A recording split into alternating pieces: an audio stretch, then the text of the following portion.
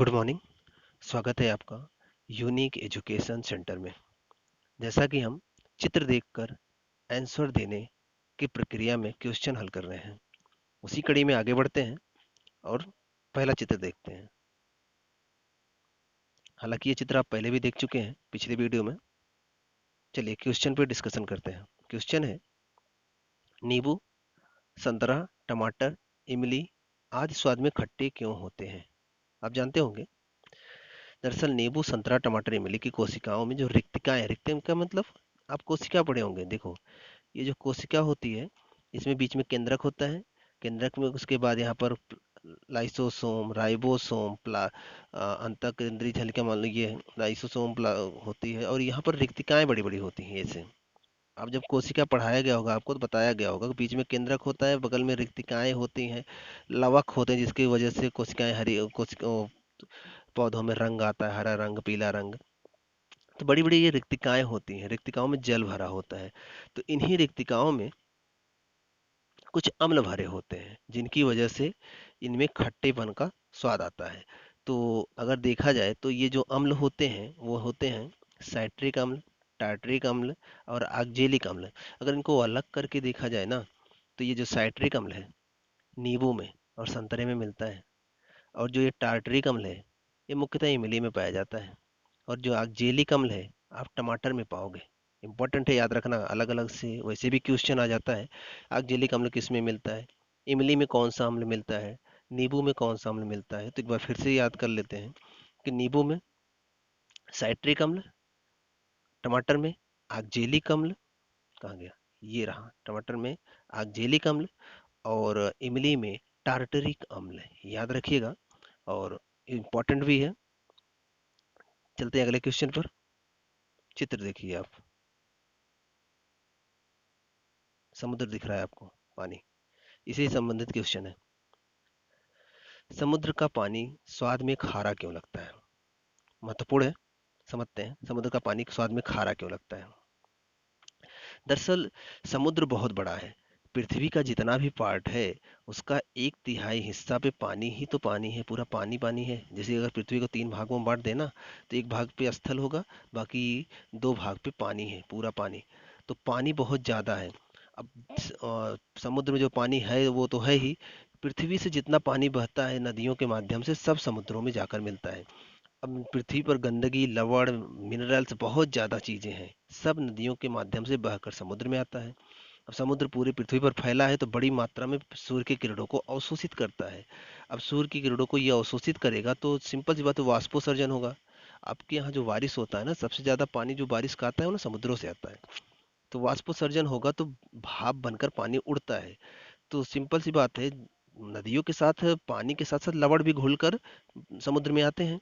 लेकिन समुद्र से जब वाष्पोसर्जन होता है तो केवल पानी ही ऊपर जाता है, लवण यहीं पड़े रह जाते हैं। तो धीरे धीरे समुद्रों में लवण की मात्रा बढ़ने लगती है, और ये बढ़कर क्या हो जाता है, सोडियम क्लोराइड का रूप धारण कर लेता है, और इसीलिए समुद्र का पानी खारा होने लगता है। यही कारण है समुद्र का पानी खारा होता है। चलते हैं अगले क्वेश्चन पर। चलिए अगला क्वेश्चन देखते हैं। चित्र देखिए आप, चित्र से कुछ समझ में आ रहा होगा किस चीज का चित्र है ये। चलिए क्वेश्चन देखते हैं। बालक को जब कान पर जोर से थप्पड़ मारा जाता है, बालक को जब कान पर जोर से थप्पड़ मारा जाता है तो वह असंतुलित होकर गिर जाता है। क्वेश्चन समझिए, किसी बालक को आप जोर से कान पे थप्पड़ मार दो तो वो गिर जाता है, कारण क्या है? दरअसल समझ लेते हैं ऐसे ही। वो जो आप चित्र देखे थे वो कान का है। हमारे जो कान का, ये जो कान होता है, कान का ये अंदरूनी पार्ट है कटा हुआ। हमारे कान के अंदरूनी भाग पर एक अर्धवृत्ताकार संरचना होती है, ध्यान समझिएगा। हमारे कान के अंदरूनी पार्ट पर एक अर्धवृत्ताकार संरचना होती है, और इस संरचना में एक द्रव भरा रहता है। यह द्रव क्या करता है, पूरे बॉडी को संतुलित करता है। इसी द्रव की वजह से पूरी बॉडी संतुलित रहती है। लेकिन जब कभी हम कान पर जोर से थप्पड़ मारते हैं ना, तो ये द्रव हिल जाता है, असंतुलित हो जाता है। जब ये द्रव असंतुलित हो जाता है, हिल जाता है, तो इसकी वजह से हमारा बॉडी भी असंतुलित हो जाता है। अगर ये द्रव असंतुलित हुआ तो हम खड़े नहीं रह सकते, हम गिर जाएंगे। इसी वजह से जब कभी बालक के कान पर थप्पड़ मारा जाता है तो द्रव के असंतुलित होने से वह बालक जमीन पर गिर जाता है। याद रखिए, आप देखे होंगे कि अचानक से आपको ज- जैसे किसी आदमी को लेकर गोल गोल घुमाया जाए, किसी आदमी को आप पकड़ो, उसे गोल गोल घुमाओ, गोल गोल घुमा के अचानक से उसे जब छोड़ देते हो पृथ्वी पर, तो थोड़ी देर वो असंतुलित होकर इधर उधर टहलने लगता है, गिरने गिरने की स्थिति में होता है। ऐसा क्यों होता है जानते हो? जब आप उसे गोल गोल घुमा रहे होते हैं तो उस समय जो कान में द्रव होता है ना, वो हिलने लगता है और असंतुलित हो जाता है। और जब आप उसे अचानक से पृथ्वी पर खड़ा कर देते हो, तो उसके खड़े होने के कुछ समय तक वो द्रव संतुलित होने में टाइम लगता है। तो वो द्रव जब तक संतुलित नहीं होगा तब तक आपको चारों तरफ पृथ्वी घूमती हुई नजर आती है। जैसे ही द्रव संतुलित हो जाता है, पृथ्वी आपको स्थिर नजर आती है और आप सीधे खड़े हो जाते हो। तो ये जो कारण है, मतलब कि जो आपको घूमता नजर आ रहा है, वो कान में वही सी द्रव की वजह से है। चलते हैं अगले क्वेश्चन पर। चित्र देखिए।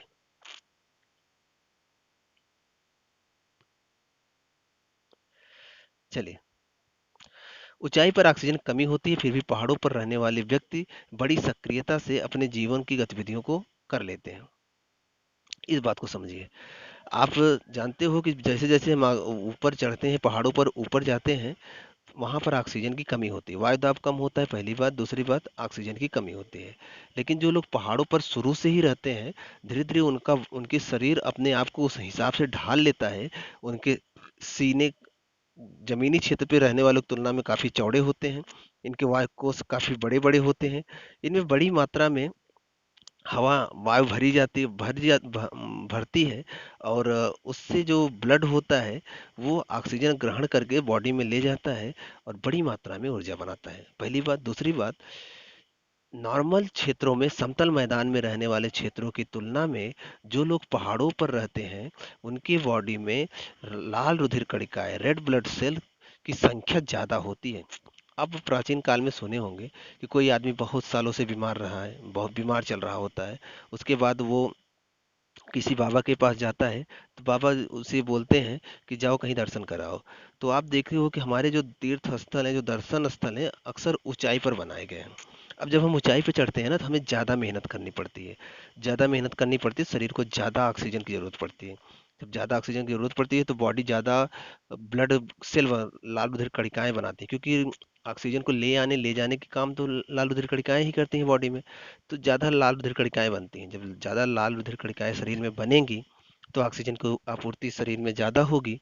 तो इससे क्या होगा कि हमारे अंदर ऊर्जा ज़्यादा आएगा। तो जब हम कभी ऊंचाई वाले क्षेत्रों से घूमकर समतल क्षेत्रों में आते हैं, तो उस टाइम ऊंचाई वाले क्षेत्रों में हमारे शरीर में ऊर्जा ज़्यादा बन गई होती है। जब ऊर्जा ज़्यादा बन गई होती है, तो हमारी बॉडी कुछ समय ज़्यादा ऊर्जा बनाने का काम कर रही होती है। और जैसे हम समतल क्षेत्रों में आते हैं, हमें लगता है हम तो स्वस्थ हो गए हैं। बस यही कारण है। ये कारण, ये बस सिंपल सी बात ये समझिए कि जो लोग ऊंचाई क्षेत्र में होते हैं, उनके शरीर में, उनके सीने में पाए जाने वाले वायुकेश बड़े होते हैं और उनके शरीर में रेड ब्लड सेल की संख्या सर्वाधिक होती है। तो अब कंपेयर करके भी अगर कभी क्वेश्चन आ जाए कि एक समतल मैदान में रहने वाले व्यक्ति और एक ऊंचाई पे, पहाड़ पे रहने वाले व्यक्ति में किसके सीने ज्यादा बड़े होंगे, तो सिंपल सी बात है, आप लगाओगे कि पहाड़ी क्षेत्र पे रहने वाले व्यक्ति। दूसरी बात, एक समतल मैदान पे रहने वाला व्यक्ति और एक ऊंचाई पे रहने वाले व्यक्ति की तुलना में किसमें लाल रुधिर कणिकाओं की संख्या सर्वाधिक होगी, तो आप आंसर लगाओगे पहाड़ी क्षेत्रों में, क्योंकि उन्हें अधिक ऑक्सीजन की जरूरत होगी, क्योंकि पहाड़ों पर ऑक्सीजन की मात्रा कम होती है। हमें जहां तक लग रहा है कि हम जो समझाना चाह रहे हैं वो आप समझ चुके होंगे। चलते हैं नेक्स्ट क्वेश्चन पर। चित्र देखिए आप। बड़ा सिंपल सा है, चित्र से ही पता चल रहा है कि लड़का हाफ रहा है। चलिए देखते हैं। दौड़ते समय श्वास तेजी से चलती है, क्यों? बहुत सिंपल क्वेश्चन है, आपको पता होगा।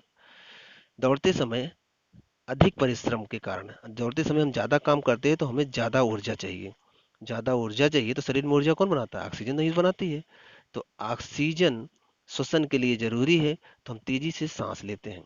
दरअसल हम जब सांस लेते हैं, पहले क्रिया समझिए। हम जब सांस लेते हैं, तो सांस आकर हमारे फेफड़े में लाल रुधिर कणिकाएं आकर रुकी रहती हैं, क्योंकि हमारे फेफड़े में कोशिकाएं होती हैं, छोटी छोटी। अब इन कोशिकाओं में लाल रुधिर कणिकाएं आकर रुकी रहती हैं। हम जैसे ही सांस लेते हैं, ऑक्सीजन आकर इन कोशिकाओं में भर जाती है। तो ये जो लाल रुधिर कणिकाएं यहाँ आकर रुकी हैं ना, ये ऑक्सीजन को लेकर कोशिकाओं की तरफ से, पूरी बॉडी कोशिकाओं से ही बनी है, तो कोशिकाओं की तरफ चलती है। अब कोशिकाओं में होता है माइटोकॉन्ड्रिया, आप जानते होंगे कोशिका का पावर हाउस बोला जाता है माइटोकॉन्ड्रिया।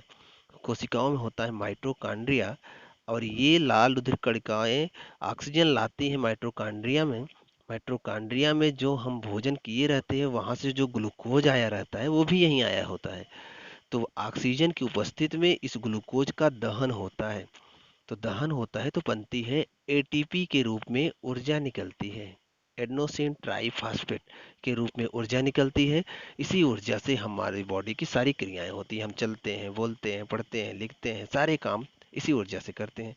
तो अब देखो, ऊर्जा बनाने के लिए ग्लूकोज तो शरीर में है, क्योंकि हमने खाना खाया तो ग्लूकोज बना होगा। लेकिन ग्लूकोज जलाने के लिए अलग से ऑक्सीजन चाहिए, जो हम बराबर सांस लेकर पूर्ति करते हैं। लेकिन जब हम तेजी से कभी दौड़ते हैं तो हमें ज़्यादा ऊर्जा चाहिए, तो ज़्यादा ऊर्जा चाहिए तो ज़्यादा ऑक्सीजन भी तो शरीर में जाना चाहिए, तभी तो ज़्यादा ग्लूकोज जलेगा। जब ज़्यादा ग्लूकोज जलेगा तो ज़्यादा ऊर्जा बनेगी। इसीलिए हमें तेजी से सांस लेना पड़ता है, इसीलिए हम हांफते हुए दिखाई पड़ते हैं। चलते हैं अगले क्वेश्चन पर।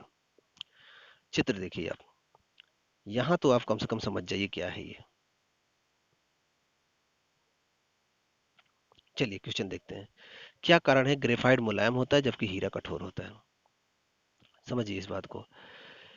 ग्रेफाइट मुलायम होता है, हीरा कठोर होता है। अब ग्रेफाइट की मुलायमता जान लीजिए कि अगर ग्रेफाइट की कोई ये पट्टी है ऐसे, ये बहुत सारी पट्टियों से मिलकर बनी होगी। अगर आप इसमें से किसी एक पट्टी को खींचना चाहो ना, जैसे मान लो आप देखते हो ना कागज बंडलों में रखा रहता है, तो जैसे A4 साइज का पेपर जो होता है बंडलों में रखा रहता है, एक के ऊपर एक, एक के ऊपर एक, एक के ऊपर एक, जैसे पेपर रखे होते हैं, अखबार। अब आप किसी एक अखबार को बीच में से पकड़ के खींचो तो निकल आता है। वैसे ही ग्रेफाइट की पट्टियों को जब आप बीच में से भी पकड़ के खींचोगे ना, तो इतना मुलायम होता है, इतना कमजोर होता है कि वहीं से निकल आएगा और कहीं से टूटेगा नहीं। लेकिन हीरा बहुत कठोर होता है। अब इसका कारण समझते हैं। ग्रेफाइट की परतदार संरचना होती है, प्रत्येक कार्बन परमाणु अन्य 3 कार्बन परमाणुओं से मिलकर बना होता है। ध्यान रखना, ग्रेफाइट की जो परतदार संरचना होती है उसमें प्रत्येक कार्बन, देखो ग्रेफाइट और हीरा दोनों ही कार्बन के अपरूप हैं। तो ग्रेफाइट की जो संरचना होती है, प्रत्येक कार्बन परमाणु अन्य 3 कार्बन परमाणुओं से जुड़कर बना होता है, और खटकोड़ी वलय संरचना बनाते हैं। खटकोड़ी वलय संरचना बनाते हैं जो आपस में मिलकर एक वृत्त परत संरचना का निर्माण करते हैं, वृत्तीय परत का। और प्रत्येक कार्बन का चौथा इलेक्ट्रॉन मुक्त अवस्था में रहता है। अब उसमें जो चौथा इलेक्ट्रॉन होता है, 3 तो जुड़े रहते हैं, चौथा मुक्त रहता है।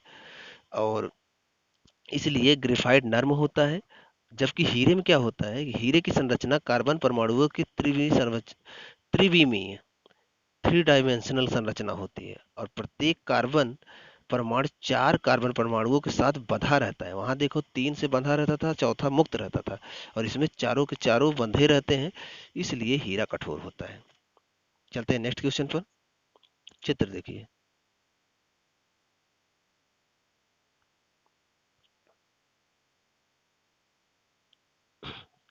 समझते हैं इसको।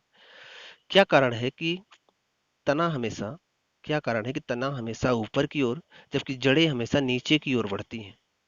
इस बात को समझिए। क्या कारण है कि तना हमेशा ऊपर की ओर और जड़ें हमेशा नीचे की ओर बढ़ती हैं? चलिए समझते हैं। बीज अंकुरित होने के बाद जड़ें निकलती हैं तथा तना ऊपर की ओर निकलता है और जड़ें नीचे की ओर बढ़ती हैं। अब इसको समझिए। जो चीजें पृथ्वी की तरफ, मतलब हमें आकर्षण आकर्षण बल पृथ्वी की तरफ खींचती है, नीचे की तरफ खींचती है। तो जो चीजें पृथ्वी की तरफ बढ़ती हैं उन्हें बोला जाता है धनात्मक भू अभिवर्तन, मतलब पृथ्वी जिधर खींच रही है आप उधर ही जा रहे हो।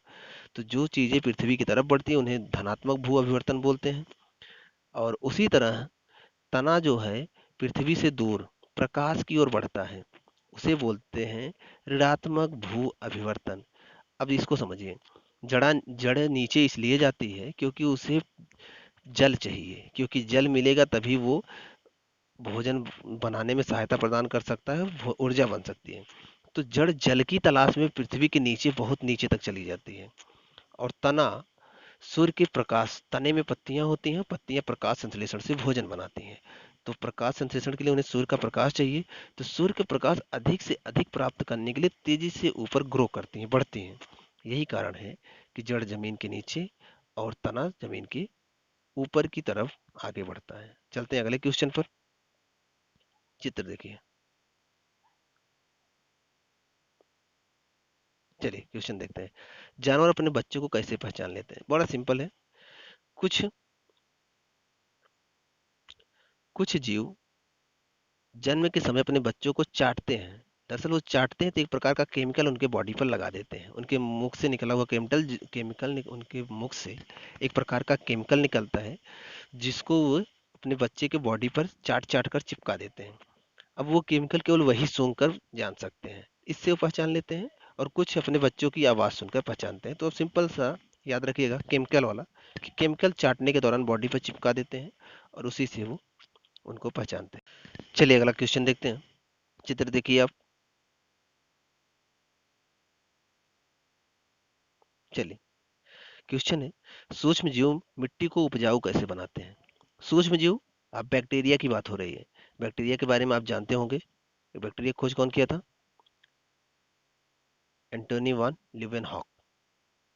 अब सुनिए, अब जो सूक्ष्म जीव होते हैं ना, ये जीवाणु मृत शरीर के अनेक भागों को, जो मृत शरीर होता है कोई भी हो, बॉडी प्लांट का हो या फिर किसी जीव का हो या फिर मनुष्य का, किसी का भी हो, उनके मरने के बाद उनके बॉडी को ये अपघटित करते हैं। मतलब उनके बॉडी के हिस्सों को खा खा कर उन्हें अकार्बनिक पदार्थों में बदल देते हैं, जो बाद में ह्यूमस का रूप ले लेते हैं।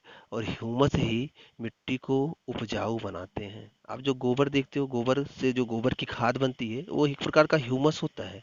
उसमें गोबर मलमूत्र सब शामिल होता है। तो ये कौन, मतलब कि ये जो गोबर की खाद बनाता है कौन होते हैं? सूक्ष्म जीव होते हैं। तो सूक्ष्म जीव जो हैं, उनको अकार्बनिक पदार्थों में बदल देते हैं भोजन के रूप में उनको ग्रहण करके, और इस तरह से ह्यूमस का निर्माण होता है और वो मिट्टी को उपजाऊ करते हैं। चलते हैं नेक्स्ट क्वेश्चन पर।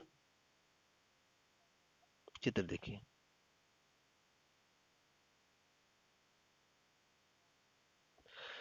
क्वेश्चन, हमारे घरों की छत के निकट रोशनदान, हमारे कमरों में छत के निकट रोशनदान क्यों लगाए जाते हैं? बड़ा इंपॉर्टेंट क्वेश्चन है। बहुत पुराने जमाने से, जब लोग विज्ञान नहीं जानते थे, तब भी लोग घरों में ऊपर, जैसे मान लो ये घर है, अगर ये घर है तो यहाँ पर जो खिड़कियां होती थी वो नीचे बनाते थे ये, और रोशनदान हमेशा ऊपर बनाए जाते थे। ऐसा क्यों होता था? समझिए आप। जब हम सांस छोड़ते हैं तो हमारे बॉडी से जो सांस निकलती है वो गर्म होती है। प्लस हमारे रहने से हमारे शरीर का तापमान 37 डिग्री सेंटीग्रेड है ना, तो हमारे बॉडी की वजह से भी कमरे का तापमान बढ़ जाता है। सिंपल सी बात है, जो चीज़ गर्म होती है, गर्म वायु हल्की होती है, आप जानते हो। तो गर्म वायु हल्की होकर ऊपर उठती है, तो और ठंडी वायु भारी होती है। तो ठंडी वायु भारी होगी तो नीचे होगी, और गर्म वायु हल्की होगी तो ऊपर होगी। तो रोशनदान ऊपर लगाए जाते हैं, ताकि गर्म वायु जब हल्की होकर ऊपर उठे तो रोशनदान से कमरे के बाहर निकल जाए। और ठंडी वायु भारी होती है तो खिड़कियां नीचे लगाई जाती हैं, तो बड़ी मात्रा में ठंडी वायु कमरे में प्रवेश कर जाए, जिससे कमरा ठंडा हो। बस इसीलिए रोशनदान ऊपर लगाए जाते हैं और खिड़कियां नीचे लगाई जाती हैं। चलते हैं नेक्स्ट क्वेश्चन पर। क्वेश्चन देखिए आप।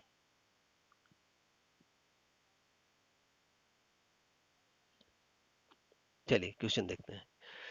जलती हुई मोमबत्ती जलती हुई मोमबत्ती को हवा के एक सीमित दायरे में बंद कर दिया जाए तो ये बुझ जाती है। इसका कारण तो आप जानते हो। दरअसल आग को जलने के लिए आग को जलने के लिए क्या चाहिए? ऑक्सीजन चाहिए। ऑक्सीजन रहेगी तभी आग जलेगी, नहीं तो नहीं जलेगी। लेकिन जब हम कभी किसी मोमबत्ती को किसी दायरे में ऐसे बंद कर दें, जैसे चित्र में दिखाया गया है, बंद कर देंगे तो उसके अंदर की वायु वहीं तक कैद हो जाएगी।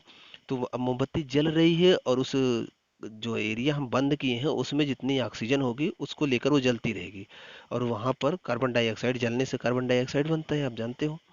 तो जब तक ऑक्सीजन रहेगी तब तक मोमबत्ती जलती रहेगी और कार्बन डाइऑक्साइड बनता रहेगा। लेकिन जब वहाँ के उस क्षेत्र का ऑक्सीजन खत्म हो जाएगा और कार्बन डाइऑक्साइड बड़ी मात्रा में हो जाएगा, तो मोमबत्ती बुझ जाएगी। क्योंकि कार्बन डाइऑक्साइड CO2 एक ऐसी गैस है जो अग्नि को बुझाने का काम करती है। इसीलिए अग्निशामक यंत्रों में, मतलब जो आग बुझाने वाले यंत्र जो बनाए जाते हैं, उनमें कार्बन डाइऑक्साइड गैस ही भरी जाती है। आप इस बात को याद रखिएगा। चलते हैं नेक्स्ट क्वेश्चन पर। क्वेश्चन देखिए। यहाँ तो क्वेश्चन ही दिख रहा है चित्र के साथ साथ। क्वेश्चन देखिए। क्वेश्चन है, सिरका व खाने वाले सोडे के घोल के पास यदि जलती हुई माचिस की तीली ले जाएं तो वो बुझ जाती है। ऐसा क्यों?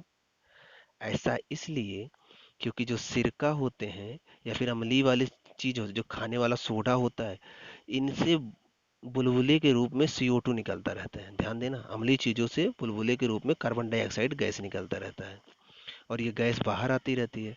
अब सिंपल सी बात है, अभी हमने पिछले क्वेश्चन में डिस्कस किया है कि कार्बन डाइऑक्साइड का उपयोग आग बुझाने के लिए करते हैं। तो अगर यहाँ पर कार्बन सिरका से या फिर खाने वाले सोडों के आसपास से अगर कार्बन डाइऑक्साइड गैस बाहर निकल रही है, तो वहाँ कोई भी जलती चीज ले जाएंगे तो उसको बुझा देगी, क्योंकि कार्बन CO2 जो है, कार्बन डाइऑक्साइड गैस जो है, ये आग बुझाने वाली गैस होती है। चलते हैं नेक्स्ट क्वेश्चन पर। क्वेश्चन देखिए, चित्र देखिए आप। चलिए क्वेश्चन देखते हैं। तिलचट्टे के पार्श्व, पार्श्व मतलब पिछला हिस्सा, जैसे आप तिलचट्टा भी देखे हो, तिलचट्टा का जो पिछला हिस्सा है, जैसे तिलचट्टा है, ये जो पिछला हिस्सा है, अगर यहाँ पर आप मोम लगा दो, मोम का लेप लगा दो, तिलचट्टा मर जाएगा। इस कारण को समझिए। दरअसल तिलचट्टे में ही देख लेते हैं। जैसे ये तिलचट्टा है, अब तिलचट्टे का ये जो आगे वाला हिस्सा है, ये मुख है, और ये पार्श्व है, पीछे वाला हिस्सा है। अब जैसे मनुष्य क्या होता है, मनुष्य क्या करता है, मनुष्य जो है मुंह से सांस लेता है, आगे वाले हिस्से से मनुष्य सांस लेता है। लेकिन जो मनुष्य जो है यहाँ से मुंह से सांस लेता है, लेकिन तिलचट्टा जो है मुंह से खाने का काम करता है। और इसके जो वायुकोश है, देखो मनुष्य के जो वायुकोश है यहाँ सीने में है, और यहाँ से ऑक्सीजन जाता है, सीने में जाता है, वहां से वायुकोश से शरीर में चला जाता है। लेकिन जो तिलचट्टे का वायुकोश बनाया गया है, प्रकृति ने जो बनाया है, वो यहाँ पीछे के हिस्से में बनाया है। अब जब तिलचट्टा वायु श्वसन करता है तो यहाँ पीछे के हिस्से से करता है। जब कभी आप यहाँ मोम लगाएंगे ना, तो यहाँ से उसके श्वसन नलिकाएं बंद हो जाएंगी। जब श्वसन नलिकाएं बंद हो जाएंगी तो तिलचट्टा मर जाएगा।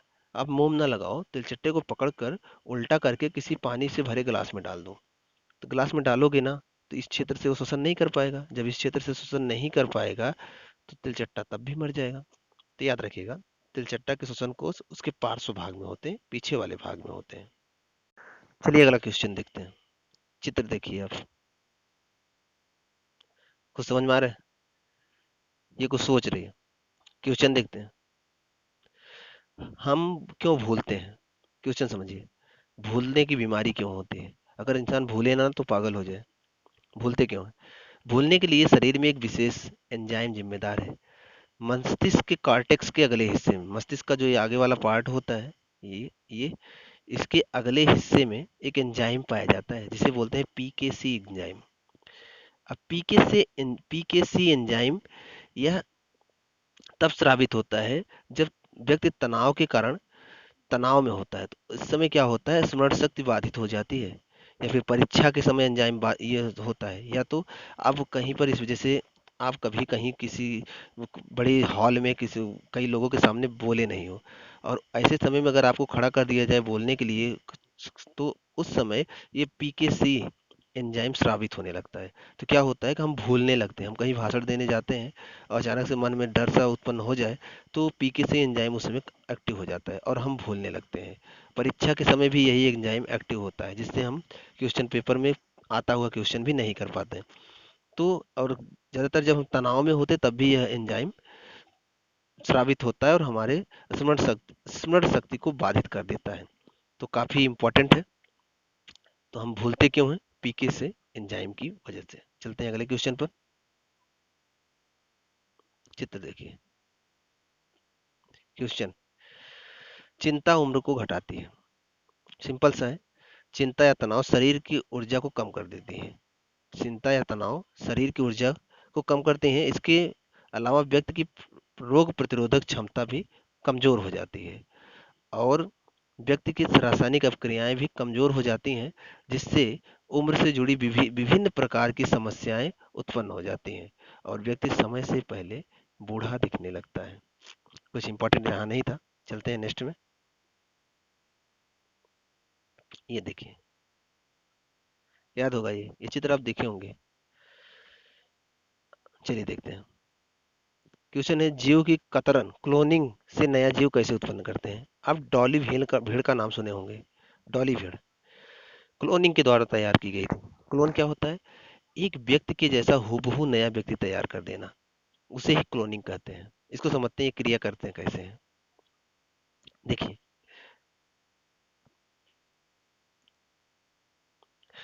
क्या करते हैं, जैसे मान लीजिए हमें अमिताभ बच्चन के जैसा एक नया अमिताभ बच्चन बनाना है, तो हम क्या करेंगे, अमिताभ के बच्चन के शरीर का कोई एक हिस्सा लेना, मान लो बाल ले लेंगे। अब बाल पूरी बॉडी कोशिकाओं से बनी है तो बाल भी कोशिकाओं की बनी होंगी। अब कोशिका में क्या होते हैं, ध्यान दीजिएगा, कोशिका में होता है यहाँ केंद्रक। केंद्रक में क्या होता है, डीएनए होता है हमारा ना। केंद्रक में होता है क्रोमेटिन जैसे धागे जैसी संरचना, और केंद्रक में होते हैं गुणसूत्र। गुणसूत्र में ही हमारे डीएनए, हमारी आनुवंशिक संरचनाएं होती हैं। अब क्या करेंगे, किसी महिला के शरीर से अंडाणु निकाल लेंगे, और अंडाणु में भी केंद्रक होगा, तो इस केंद्रक को बाहर कर देंगे, और अमिताभ बच्चन की जो कोशिका में केंद्रक था उसे यहाँ प्रवेश करा देंगे। उसके बाद इस अंडाणु को उसी महिला के गर्भ में प्रवेश करवा देंगे। तो अब ये महिला जिस बच्चे को जन्म देगी 9 महीने बाद, वो हूबहू अमिताभ बच्चन जैसा होगा। तो क्लोनिंग के द्वारा अंडाणुओं के फेरबदल की वजह से हूबहू एक नया व्यक्ति तैयार करना ही क्लोनिंग है। हालांकि मनुष्य पर क्लोनिंग वर्जित है, मनुष्यों पे आप क्लोनिंग नहीं कर सकते हो। हाँ, जानवरों पे आप कर सकते हो। तो पहली बार भेड़ पर क्लोनिंग की गई थी। इंपॉर्टेंट है। आज के लिए इतना ही। इसके आगे का अगले वीडियो में कवर करेंगे। अगर आपको वीडियो अच्छा लग रहा है तो चैनल को सब्सक्राइब कर लीजिए और चैनल को लाइक कर दीजिए।